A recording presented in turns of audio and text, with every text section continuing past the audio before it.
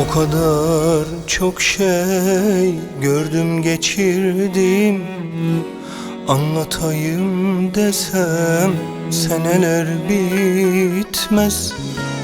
Kağıdı kalemi alsam elime, yazmaya başlasam sayfalar yetmez. Kağıdı kalemi alsam elime, yazmaya başlasam sayfalar yetmez. Bir zalim aşkıyla kavurdu beni, yetmedi dostlarım savurdu beni. Bilinmez yollarda buldum kendimi, yazmaya başlasam sayfalar yetmez. Bir zalim aşkıyla kavurdu beni, yetmedi dostlarım savurdu beni. Bilinmez yollarda buldum kendimi, yazmaya başlasam sayfalar yetmez.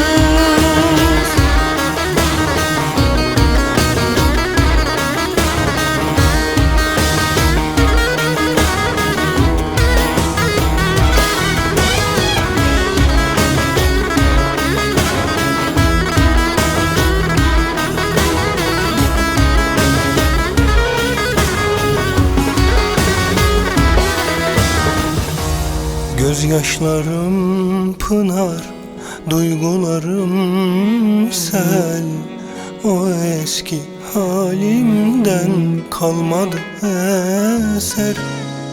Ne kitaplar sığar ne de defterler, yazmaya başlasam sayfalar yetmez. Ne kitaplar sığar ne de defterler, yazmaya başlasam sayfalar yetmez. Bir zalim aşkıyla kavurdu beni, yetmedi dostlarım savurdu beni. Bilinmez yollarda buldum kendimi, yazmaya başlasam sayfalar yetmez. Bir zalim aşkıyla kavurdu beni, yetmedi dostlarım savurdu beni. Bilinmez yollarda buldum kendimi, yazmaya başlasam sayfalar. Bir zalim aşkıyla kavurdu beni, yetmedi dostlar